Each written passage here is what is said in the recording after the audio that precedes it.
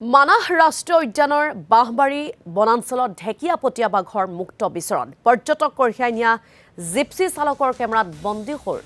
এই দৃশ্য প্ৰকাণ্ড ঢেকীয়াপতীয়া বাঘটো প্ৰত্যক্ষ কৰি আপ্লুত হৈ পৰে পৰ্যটকৰ দল এই দৃশ্য যেন এতিয়া দেখিবলৈ পোৱা গৈছে মানাহ ৰাষ্ট্ৰীয় উদ্যানত সুলভ হৈ পৰিছে এবাৰ পুনৰ তেনে এক দৃশ্যই কেমেৰাত বন্দী কৰি ৰাখিছে পৰ্যটকে মানাহ ৰাষ্ট্ৰীয় উদ্যানৰ বাঁহবাৰী বনাঞ্চলত ঢেকীয়াপতীয়া বাঘৰ মুক্ত বিচৰণ পৰ্যটক কঢ়িয়াই নিয়া জিপচি চালকৰ কেমেৰাত বন্দী হ'ল এই দৃশ্য আৰু প্ৰকাণ্ড ঢেকীয়াপতীয়া বাঘটো প্ৰত্যক্ষ কৰি আপ্লুত হৈ পৰে পৰ্যটকৰ দলটোৱে মানাহ বাঘৰ কাৰণে বিখ্যাত আৰু এই সিজনত সেয়ে তেনেকুৱা এটা চাইনিঙে আমাৰ মানাহ ৰাষ্ট্ৰীয় উদ্যানত পৰ্যটকসকলে দেখিবলৈ পাইছে আমাৰ সাউথাৰ্ণ বাউণ্ডাৰী বাজবাৰী ৰেঞ্জত সচৰাচৰ আজিৰ পৰা 5 বছৰ আগত আমি এটা হৰিণাই দেখিবলৈ পোৱা নাছিলোঁ আৰু আজিৰ ডেটত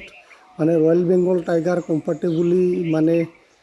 শুই আছে আৰু সেইটো দেখিবলৈ পাই আমি সঁচাকৈ একফালৰ পৰা যদি ক'বলৈ যাওঁ টুৰিজিম পইণ্ট অফ ভিউৰ পৰা